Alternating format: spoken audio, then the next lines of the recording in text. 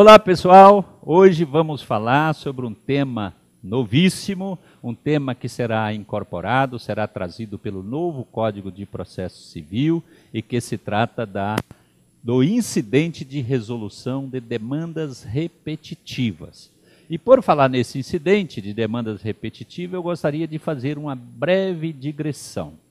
No direito processual brasileiro, e não só no brasileiro, porque não é só na justiça brasileira que há um número extraordinário de processos, a justiça, principalmente no mundo ocidental, encontra-se abarrotada, em razão da chamada abertura do judiciário, do acesso à justiça, e por uma questão menor, as pessoas acabam recorrendo ao Poder Judiciário, e sem falar também de uma série de direitos e garantias que foram atribuídas pelas constituições mais modernas. E por isso a máquina judiciária abarrotada, tentam os juristas, tentam o legislador e o próprio judiciário buscar meios para que as demandas sejam resolvidas mais rapidamente. Até porque a resolução das demandas num prazo razoável constitui hoje garantia fundamental, né? E o prazo razoável é aquele que seja indispensável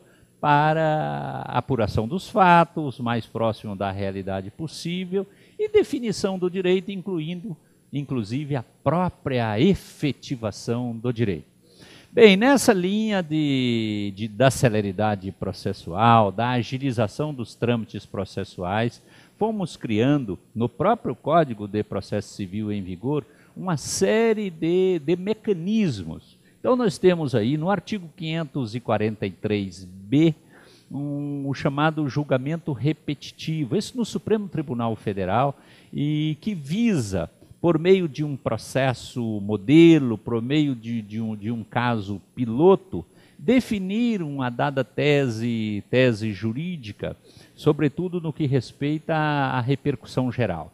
Então, para que se conheça de um recurso extraordinário, é indispensável que aquela questão tenha relevância que extrapola as pessoas dos litigantes. É preciso que haja repercussão geral. E essa repercussão geral é definida e aplica-se a todos os casos. Não precisa ir ao Supremo Tribunal Federal, um caso que já foi reconhecida a repercussão geral para toda a sociedade, se aquilo já foi definido. É uma forma de julgamento de recurso repetitivo. Também o 543C do Código de Processo Civil estabelece aí no âmbito do STJ, no julgamento do recurso especial, o julgamento dos chamados casos repetidos ou repetitivos. Então peguemos como exemplo as taxas de juros. A interpretação que se extrai do Código Civil é que ninguém pode cobrar juros acima de 1%. Mas essa questão tornou-se controvertida, porque, como sempre, os bancos não querem submeter à lei no Brasil, nós sabemos disso. Não, o Código Civil não se aplica, por essa ou aquela razão, aos bancos, às financeiras. O fato é que essas questões, depois de pulularem aí pelo primeiro grau de jurisdição, nós temos em torno de 15 mil juízes no país, cada juiz deve ter julgado pelo menos uns 1.000 casos envolvendo bancos, e a questão chega ao STJ.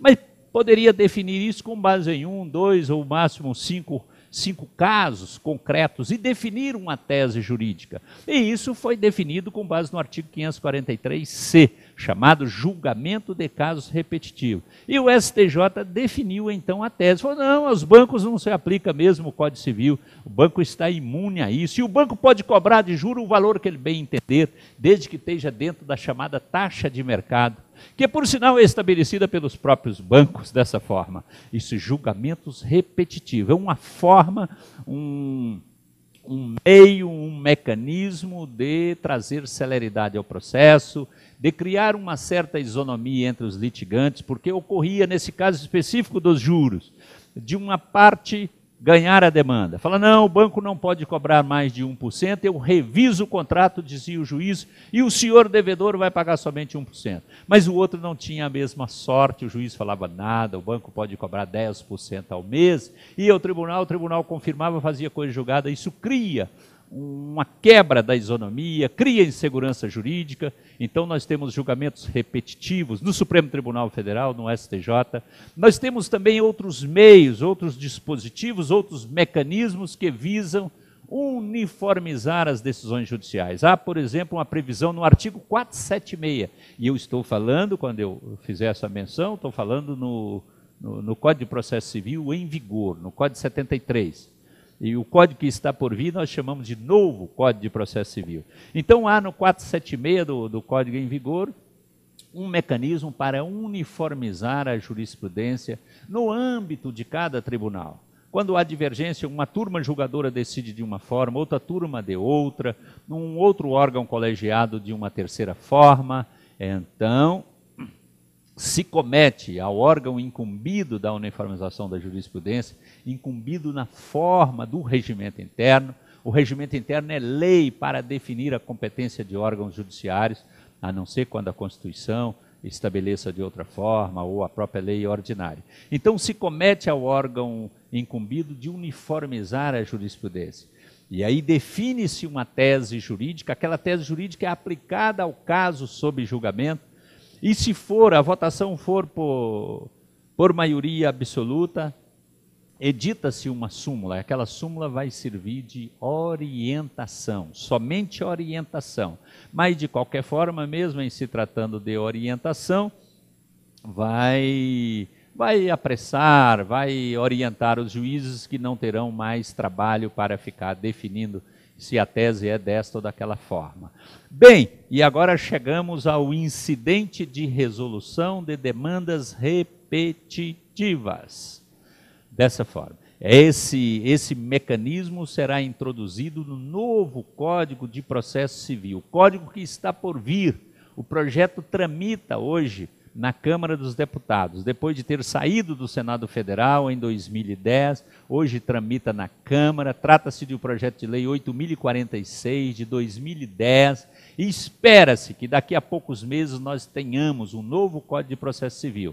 É claro, segundo disposição do próprio Código, só entrará em vigor um ano depois da publicação, será o período de vacatio legis. E muito acertadamente, porque um código que trata desse exercício dos direitos substanciais é algo complexo, é algo de extrema relevância para a sociedade, e deve haver mesmo um tempo para reflexão, para discussão. Discussão essa que nós estamos antecipando aqui para você que é profissional do direito, você que, embora não seja formado em direito, está fazendo um curso de pós-graduação em direito, e eu já adianto que o direito interessa a todos. Interessa sobretudo ao advogado, é claro, ao professor, ao juiz, ao promotor, ao defensor público, mas interessa também ao médico, interessa ao padeiro, interessa a todas as pessoas que vivem em sociedade, porque todos se submetem ao direito.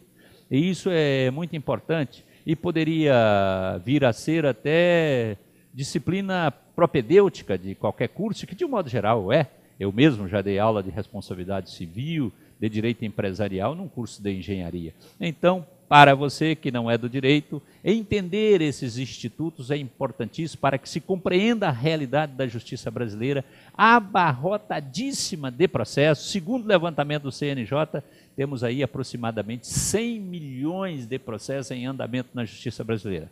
Como somos aproximadamente 200 milhões de habitantes, e em cada processo há pelo menos 2 litigantes, chegamos à inarredável conclusão de que todos nós somos litigantes no judiciário. Mas falemos aqui do incidente de resolução de demandas repetitivas. É um mecanismo que tem por fim uniformizar tese jurídica, para evitar essas divergências na interpretação do direito federal e do direito constitucional. É claro que, em se tratando de direito infraconstitucional, a última palavra será do Superior Tribunal de Justiça.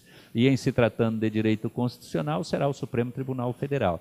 Mas visa uniformizar no âmbito de cada tribunal do país, de Tribunal de Justiça ou Tribunal Regional Federal. E poderá vir uniformizar no Brasil se a questão for cometida a julgamento do Supremo Tribunal Federal ou do Superior Tribunal de Justiça. Trata-se, como eu falei, de um mecanismo que tem por fim uniformizar a aplicação, de definir uma tese jurídica nesses casos em que tem propensão ou efetivamente reproduz demandas, tem aptidão para reproduzir demandas. Por exemplo, uma questão envolvendo o plano de saúde, envolvendo telefonia. Suponhamos que surja uma discussão, se pode ou não haver essa portabilidade. Isso é uma questão já superada, é claro, né? Mas suponhamos que surgisse essa discussão extraída da lei. Não, a lei permite, não permite, a operadora pode segurar consigo. Isso já superado, é claro, estou citando só exemplificativamente. Então a questão seria cometida ao tribunal, por exemplo, ao Tribunal de Justiça da Bahia, porque aquela questão surgiu lá primeiro, os juízes de direito, diversos juízes em diversas varas, com várias demandas, julgaram e a questão foi ao tribunal.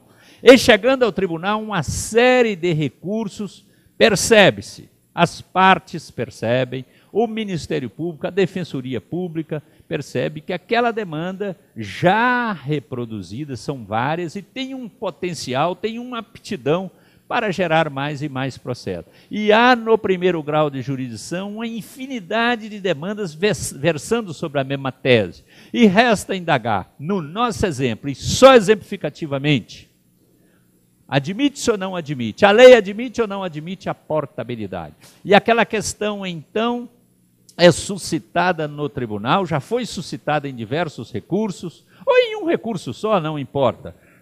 Mas o relator desse recurso, o Ministério Público, a Defensoria, suscita essa questão, insistindo ou requerendo que se instaure um incidente para a resolução de demandas repetitivas. Enfim, e aquilo então, ou esse requerimento, vai a um órgão legitimado para isso, e o órgão definido no regimento interno, e aquele órgão vai decidir a questão, e essa decisão, a fixação da tese jurídica via acórdão do tribunal, vai servir para todos os casos que contenham a mesma tese jurídica. Isso assemelha-se ao recurso repetitivo, porém com diferença. Recursos repetitivos são julgados ou no Supremo Tribunal Federal, lá o 543B, para definir se há relevância ou não da questão, e é julgado, em muitos e muitos casos, julgados no Superior Tribunal de Justiça para definir uma tese. E definida a tese no recurso repetitivo, ela se torna obrigatória.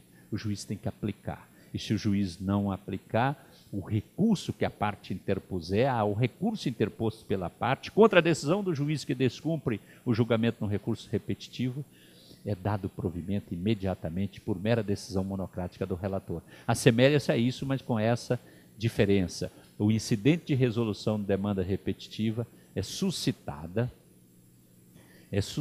em razão dos recursos que se aportam ao tribunal, e eles são julgados, num primeiro momento, que pode haver recurso, pelos Tribunais de Justiça do Estado e do Distrito Federal e pelos TRFs. São 5 TRFs, 27 Tribunais de Justiça do Distrito Federal.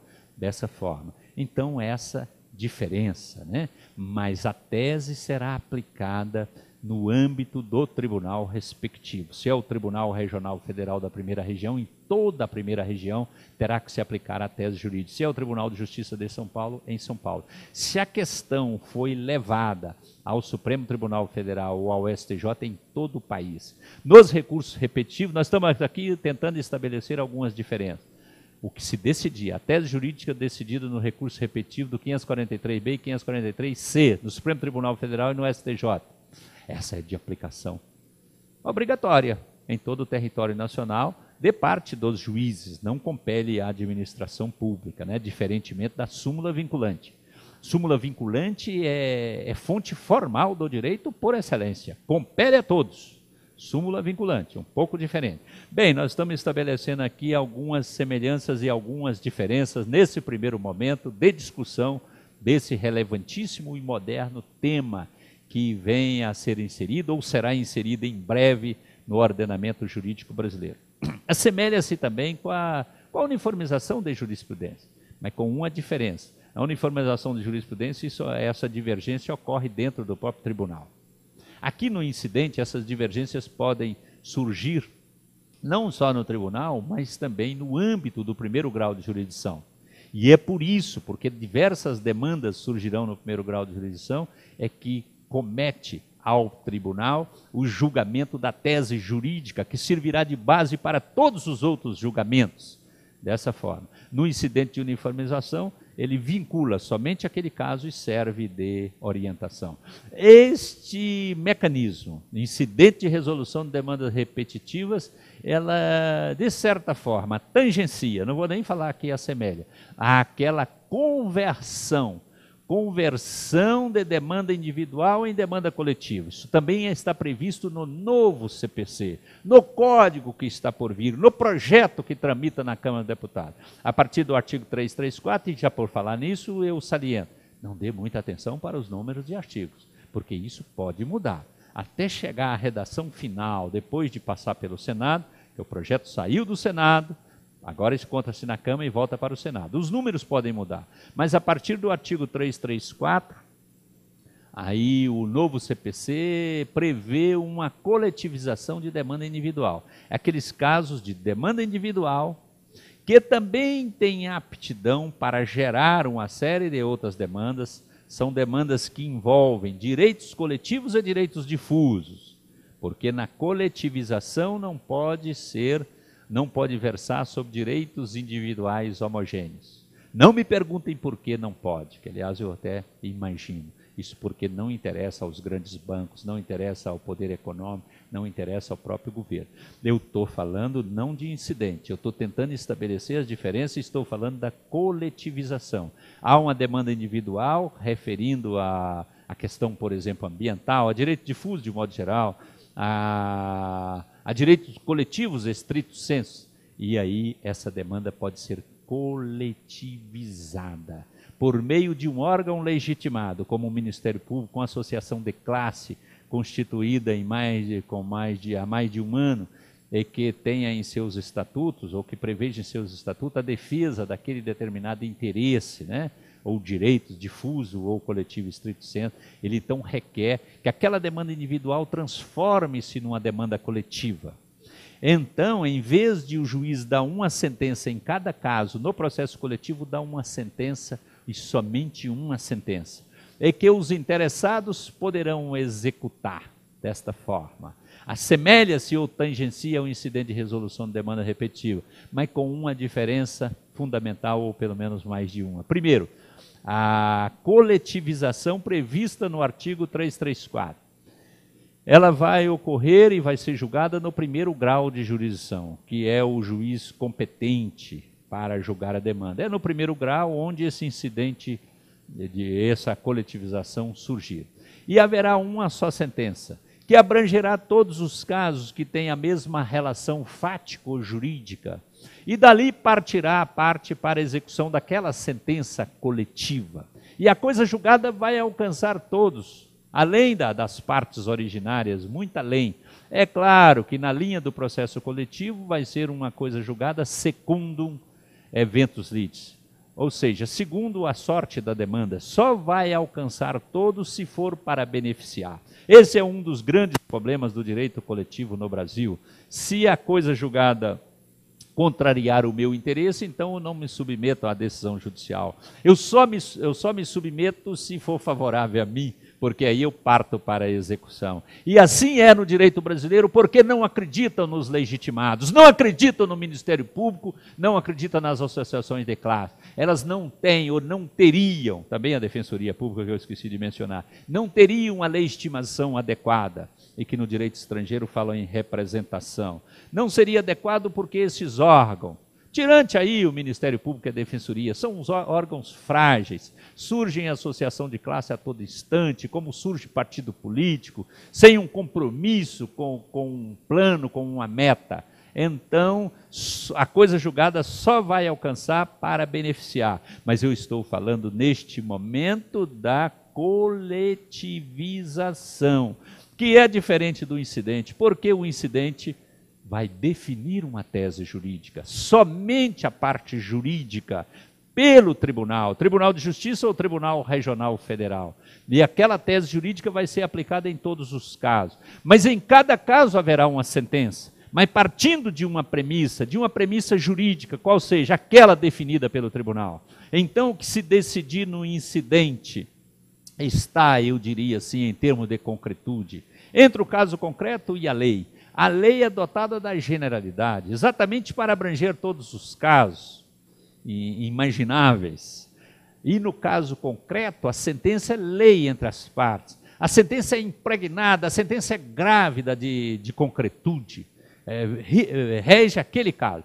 Aqui no incidente de resolução sai uma tese jurídica, que é mais abstrata do que a sentença, é claro, mas é mais concreta do que o que encontra-se previsto na lei. Muito semelhante aos recursos repetitivos, visando alcançar o conceito, visando alcançar, enfim, os elementos que dão contorno a esse mecanismo, a esse instituto, que é tido como importantíssimo, talvez seja a principal inovação do novo CPC, rumo à celeridade. Não estou falando, ou não estou garantindo que isso por si só, a coletivização por si só, vai garantir celeridade ao processo.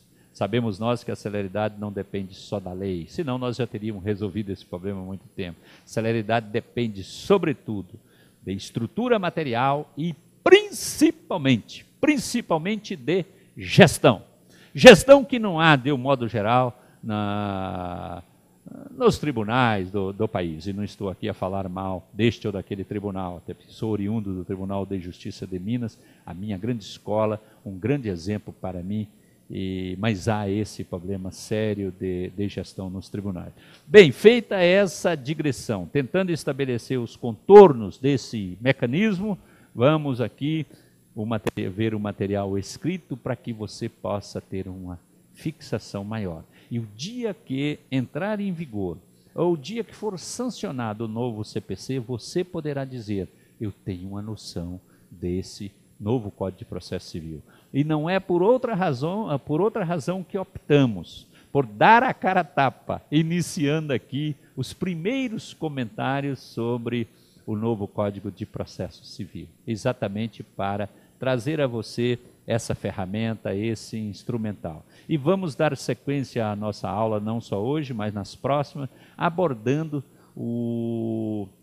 os temas que constituem novidade no novo Código de Processo Civil. E há uma série de novidades. Nas próximas aulas nós falaremos de cooperação internacional, falaremos dessa coletivização do processo individual, da assistência judiciária, que agora está regulamentada, da desconsideração da personalidade jurídica e assim por diante, de forma que você tenha uma compreensão do que mudou no Código.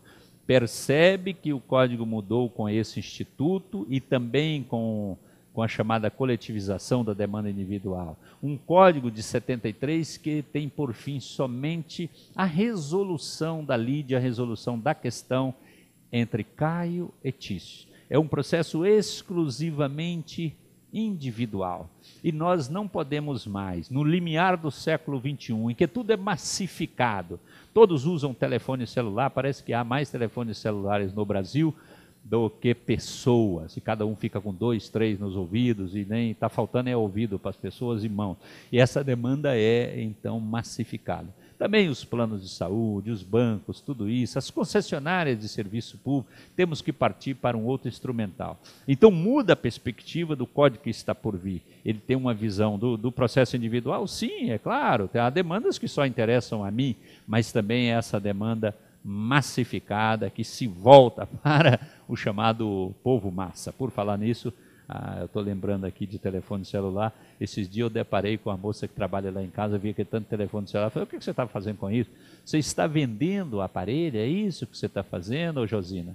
Falou, não, eu tenho 4, porque cada um de um operador. Então, quando eu vou falar com a minha irmã, é esse pretinho aqui. Depois eu uso esse marrom, uso isso. Isso é loucura. Cada pessoa com 4 telefones celulares. Dá a dimensão do número de demandas que chegarão ao judiciário para tratar deste tema. Este é um dos temas. Mas vamos lá, o conceito é isso, é um procedimento, é um mecanismo admitido quando identificada a controvérsia, com potencial de ocasionar multiplicação de causas fundada mesma questão de direito. Isso é muito relevante.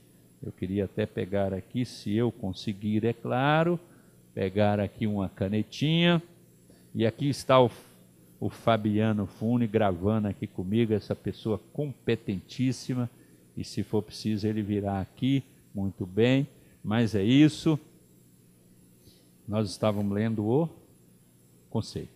É esse procedimento, esse mecanismo admitido para definir uma questão de direito naquelas causas já no tribunal, mas que pululam lá no primeiro grau de jurisdição, que tenha essa propensão para aptidão para multiplicar. A multiplicação é importantíssima e também que seja questão de direito. Aqui não julga a questão fática, não julga a questão fática diferentemente da coletivização da demanda individual. Ali julga a questão jurídica e fática. E quem se encaixar naquela questão jurídica e fática pode executar a própria sentença, uma só sentença. Aqui se define questão de direito, que será utilizada como premissa maior em todos os processos. É todo processo que versar sobre essa questão de direito terá como premissa maior esta, e não mais o que fala o Código Civil. Na linha de argumentação, o juiz pode utilizar. Essa é a premissa maior. E aí o juiz, estabelecida ali nos autos a premissa menor, que é a matéria fática, que é a causa de pedir remota, ele faz essa subsunção, embora muito criticada a subsunção por A ou B, 99% dos casos são resolvidos com a subsunção. Premissa maior, premissa menor, e premissa menor os fatos. Nós fazemos a valoração dos fatos pela norma, e a norma será essa decisão, e extrai ali a consequência. Isso é lógica menor, lógica aristotélica. Infelizmente, às vezes as pessoas só ficam por aí divagando, falando em garantias, em direitos fundamentais, em dignidade da pessoa humana, que isso serve para tudo, né? Isso é como placas que levam a todos os lugares e por isso não conduz a lugar nenhum, e esquece às vezes dessa lógica menor, lógica aristotélica, e a sociedade fica aí sem rumo, vale tudo. Mas voltemos aqui ao procedimento do incidente de resolução de demanda repetitiva. Define essa questão do direito. Por quê? Porque pode provocar. O que pode provocar? É o incidente? Não. O que pode provocar é essa multiplicação de demanda, pode provocar insegurança jurídica. Isso aqui é a razão de ser desse incidente. Pode provocar insegurança jurídica porque eu ganho uma demanda e você perde. Ah, mas não é a mesma questão jurídica? Não é a questão fática semelhante? É, mas perdeu porque caiu em outro juiz. Evitar a segurança jurídica frente à possibilidade de decisões conflitantes. Quer evitar isso? Isso desmoraliza, de certa forma, o judiciário. Um decide de um jeito, outro de outro. É importante a uniformização, embora cada demanda tenha um certo contorno. Aqui é para aquelas demandas que tenham pelo menos a mesma relação jurídica base, dessa forma. Muito bem, pessoal, vamos para frente. Opa, eu tenho que apagar isso aqui, senão vão ficar esses riscos, e isso é lamentável. Ó, vamos ver, cadê? Deseja salvar? Eu não quero salvar coisa alguma dessa forma. E vamos aí, então, falando do conceito, em linhas gerais, vamos apresentando essas noções gerais. Esse incidente é disciplinado na parte especial. O código que está por vir contempla uma parte geral e uma parte especial. É contemplada na parte especial, no livro 3, ou livro 3º, que trata aí dos processos nos tribunais e dos meios de impugnação. Fica nesse topos. Aí isso já indica que a competência será dos tribunais.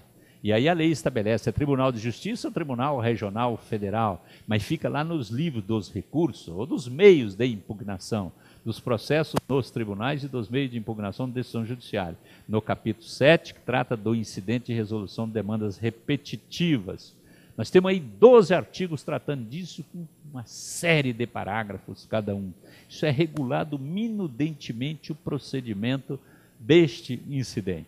E parte-se lá de um caso concreto, em curso no tribunal, de uma demanda pendente no tribunal. A demanda pendente no tribunal pode ser até uma causa de competência originária do tribunal. Mas, de um modo geral, demandas aí num sentido de recursos, de recurso. Mas nada impede que, em razão de dispositivo legal, haja uma demanda que é cometida a um tribunal originariamente. De um modo geral, nós sabemos que os tribunais originariamente julgam mandado de segurança, julgam ação rescisória, mas pode ser causa originária, eu quero crer que não tenha problema. Pense em mandado de segurança, centenas, até milhares de mandados de segurança contra ato judicial que aporte ao tribunal em razão de uma dada interpretação, dada pela autoridade coatora, um dispositivo legal. Nada impede que se instaure um incidente desse e defina a tese jurídica para o próprio tribunal e para os órgãos inferiores. Mas será aplicado, sobretudo, no âmbito dos recursos. Parte de um caso concreto entre contendores individuais, mas cujo debate permite visualizar uma pretensão com aptidão para coletivizar-se. E a partir daí instaura-se um incidente coletivo. Pessoal, aqui está falando em incidente coletivo, mas é bom ficar claro, não deixa de ser uma forma de coletivizar, digamos assim, mas é só a tese jurídica. É diferente, quando se fala aqui em coletivizar, é diferente daquela coletivização da ação individual. Coletiviza no sentido de aplicar a todos, coletiviza no sentido de que define a tese jurídica, mas não é processo coletivo, porque processo coletivo só tem uma decisão, e é julgada no juízo originário, de um modo geral, no primeiro grau de jurisdição. Não sei, eu peço até que você despreze esse texto, eu escrevi assim, mas eu mesmo, e eu tenho direito sempre de retroceder-me, né? Claro, não é que esteja errado, mas vai levar à confusão. Você vai achar que é processo coletivo. Não é. Esse incidente não se trata de processo coletivo, é para decidir uma tese jurídica. Vamos dar continuidade a esse assunto, mas no próximo bloco. E até daqui a pouco.